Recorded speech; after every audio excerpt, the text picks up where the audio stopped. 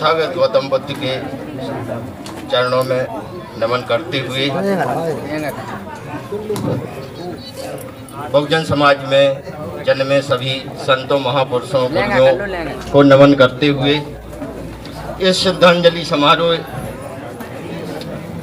में हमारे ज्येष्ठ कार्यकर्ता परम सम्मानीय नंदराम नेताजी को श्रद्धांजलि देने के लिए हम सब लोग उपस्थित हुए हैं। इस मौके पर हमारे लोगों ने कुछ झंडे का विरोध किया। वो झंडा कहाँ है? जो है बहुत अच्छी बात है।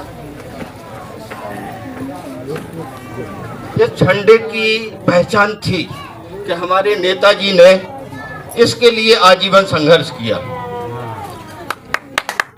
और ये झंडा लिए रहे, इसलिए हम यहाँ उपस्थित हुए। हम उनके प्रचार के लिए नहीं आए हैं, हम उनके त्याग और तपस्या के कारण आए हैं कि उन्होंने अपने जीते जी इस झंडे को, इस टोपी को कभी अपने सर से अलग नहीं होने दिया।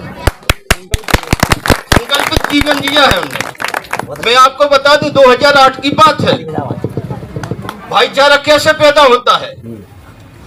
बांदा से बादशाह सिंह यहाँ प्रचार करने के लिए आए, लखनऊ मंत्रालय से रंगनाथ मिश्र यहाँ प्रचार करने के लिए आए, ब्रजेश पाठक आज जो योगी सरकार में मंत्री हैं वो यहाँ प्रचार करने के लिए आए।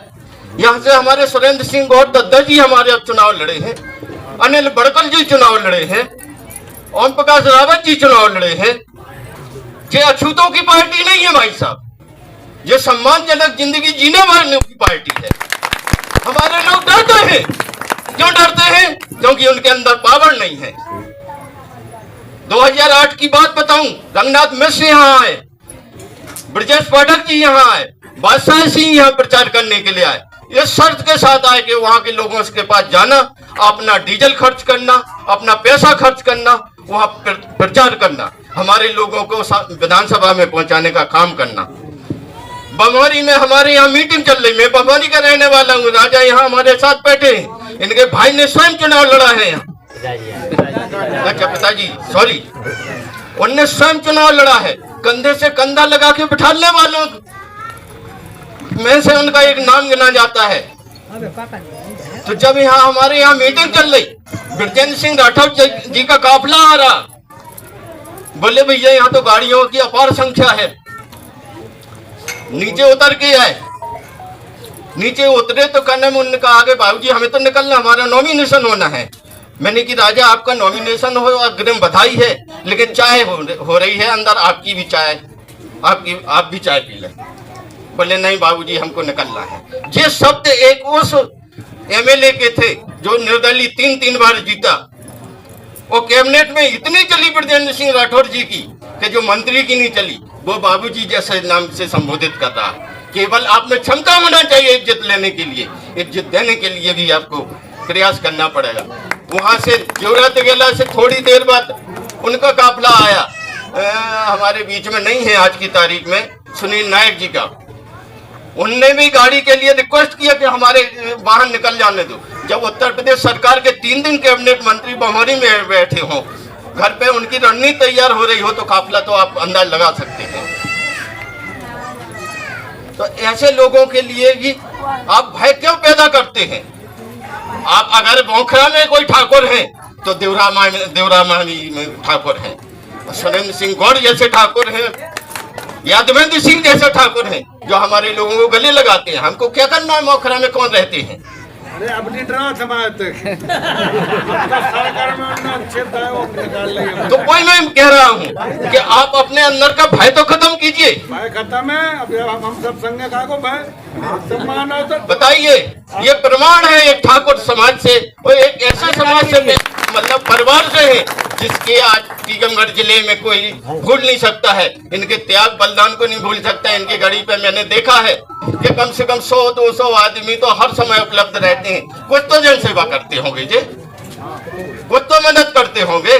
कितने लोगों को पैसा बांटेंगे? नहीं बांट सकता, एकदम पैसा खाली हो जाएगा, लेकिन मदद की जेब कभी खाली नहीं होती।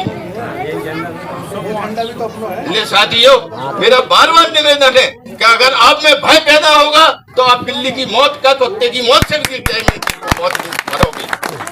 आप सम्मान की जिंदगी जीजिए। मैं भी एक कर्मचारी हूँ और बड़े दावे के साथ मैं गर्व के साथ कहता हूँ कि मुझे इस मूवमेंट में प्यार है, इस तथागत गौतम बुद्ध के संदेश प्रेरणा लेता हूँ।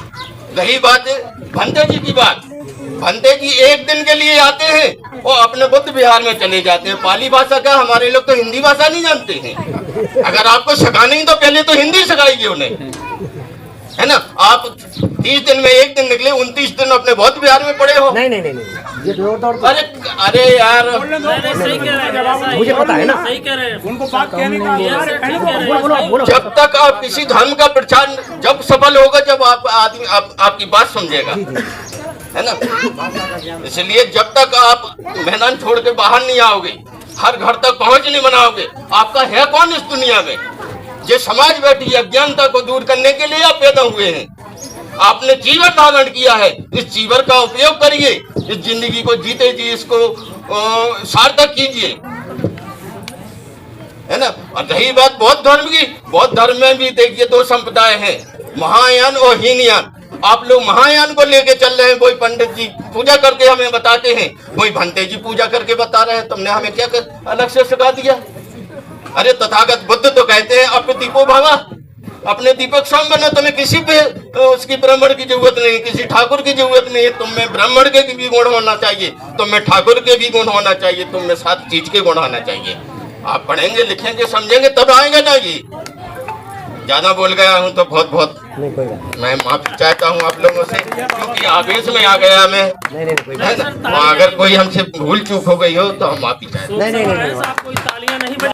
ठीक, जो जाना चाहते उनको वितरण कर दो, जो जाना उनको वितरण कर, जाना चाहता कह दी उन्होंने, समाप्त कर देंगे, हम कोई दिक्कत नहीं। जो लोग बैठे रहेंगे हम बोलते रहेंगे। बस आप जिसको जाना सम्मान से जाए, जिसको जाना उसको जाने सम्मान से, जो दूसरा खत्म कर दो। बाबूजी को मैं परिचित नहीं हूँ, कहाँ से हैं, किस पोस्ट पर हैं और रिटायर्ड हो चुके या नहीं रिटायर्ड हो चुके। टीकमगढ़ में कई बार कार्यक्रम कर चुका हूँ और राजेश सेठियों ने वो वहाँ बौद्ध विहार की स्थापना की, वहाँ उसमें लाइब्रेरी भी रखी। वहाँ की जमीन हमारे लोगों ने बेच डाली, वहाँ की रास्ता बंद कर दी। कहाँ गए थे लोग, कार्यक्रम किया वहाँ। ठीक, आप तो रुकते रहे ना राजेश जी के यहाँ। कौन, मैं नहीं रोका कभी। एक आध बार तो मुलाकात हुई आपकी? केवल मेरी 1-2 बार मुलाकात हुई है। आप उनके यहाँ तो रुके हैं ना। विश्व मानवता सेवा संघ के उद्देश्य से उसी कार्यक्रम में जब वो उसने वो ओरछा वाले बनते और वो जानकी, उन्होंने जब वो कार्यक्रम किया था, बनते लोगों को बुलाया था, तब मेरी वहाँ मुलाकात हुई थी सारे लोगों से। वहाँ ग्रुपबाजी हुई, कार्यक्रम को सफल नहीं होने दिया हरामखोरों ने। आप कहते हो हम लोगों पर उंगली उठाते हो, पहले आप अपनी ग्रुपबाजी को बंद करिएगा। पंडित जी आपसे अच्छा नहीं लगता है ऐसे शब्द, आप चूंकि बनते हैं। नहीं तो जब आप हमारे ऊपर उंगली उठाएंगे, हमारे त्याग तपस्या को यार चुनौती करेंगे तो हम छोड़ देंगे क्या तुम्हें? हमें भी बोलने का अधिकार है, हमें भी स्वतंत्रता मिली है।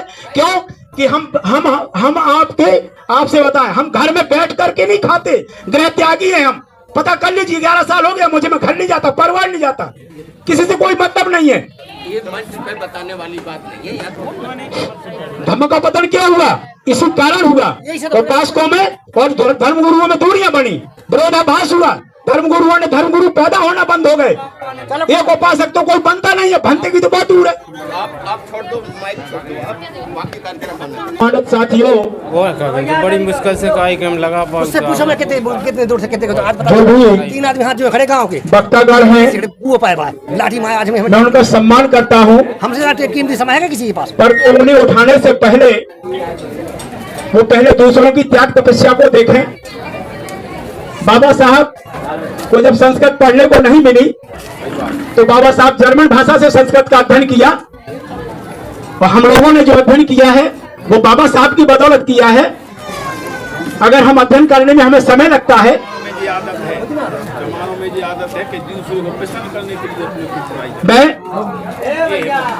हम लोग ऐसे नहीं, अगर हम अपनी संस्कृति को प्रचार नहीं करेंगे, हम अपनी संस्कृति को नहीं दर्शाएंगे।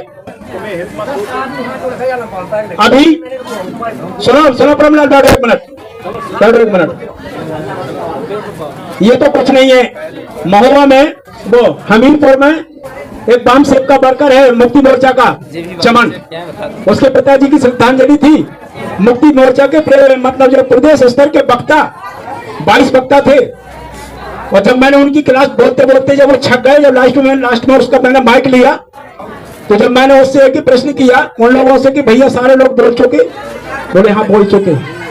भैया बाबा साहब को कितने लोग जानते हैं? हाथ उठाओ।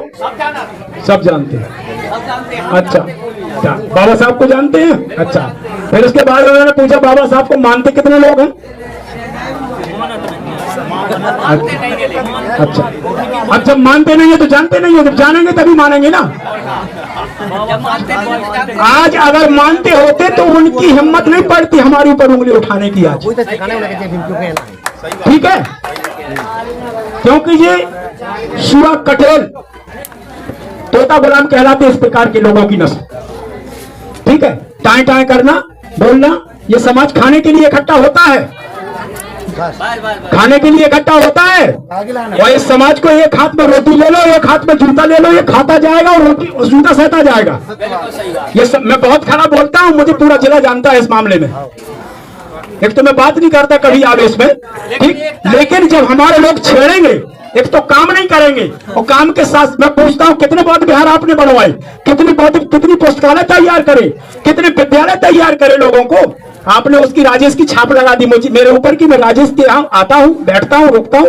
एक दिल्ली में उसके यहाँ रुका, कभी जवाहर के यहाँ जरूर रुका हूँ, जवाहर बाबू के यहाँ जरूर रुका हूँ, क्योंकि वो उपासक के नाते रुका हूँ, ना कि मैं उसकी कर्मचारी के या किसी लालच के बस में। गलती में कह रहा, लेकिन राजेश सेठियों के यहाँ एक दिन नहीं रुका अब तक में।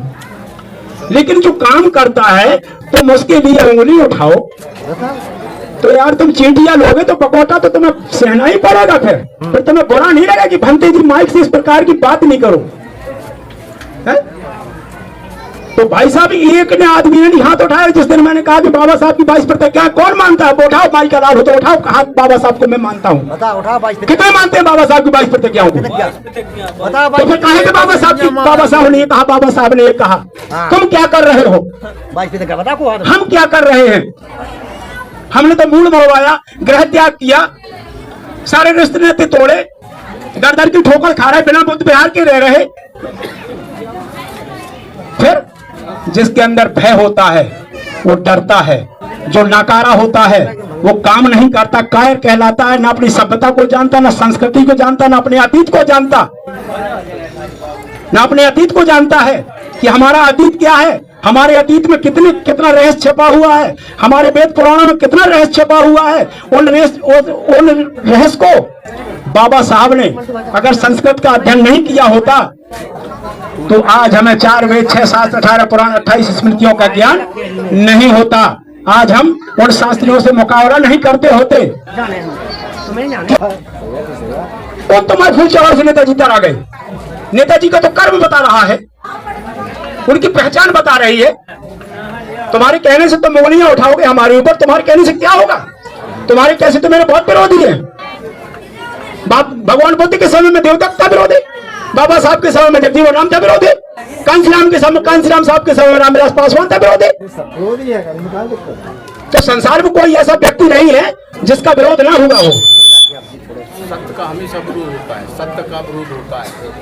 तो सत्य कभी झुकता नहीं है, सत्य कभी झुकता नहीं, न मरता है। सत्य कभी झुकता नहीं है। जिनमें हुकूमत नहीं होती, जिनमें करने का जज्बा नहीं होता, वो लोग तुम्हें दबेंगे, वो कटोरा छाप भत्ते तुम्हें दबेंगे। ये कटोरा छाप भत्ते नहीं है। बाबा साहब ने संघर्ष करना सिखाया है, बुद्ध ने शांति का प्रतीक दिया है, तो बाबा साहब ने क्रांति का प्रतीक दिया है, शांति भी दी है, क्रांति भी दी है। कहाँ हमें शांति की जरूरत है, कहाँ हमें क्रांति की जरूरत है। दोनों चीजों को, रोटी और पानी दोनों साथ चलेंगी तभी चलोगे। धर्म आपकी व्यवस्था है, धर्म का संसार का एक है, मानव प्राणी का धर्म की एक व्यवस्था है, जीवन जीने की परंपरा है। किसी न किसी संप्रदाय में आदमी जीता रहा है, रीति रिवाजों में जीता रहा है, पहले भी जीते थे, आज भी जीते। पर हमें क्या सही है क्या गलत है, हमारी परंपरा क्या है, हमें इसको स्वीकार करना है।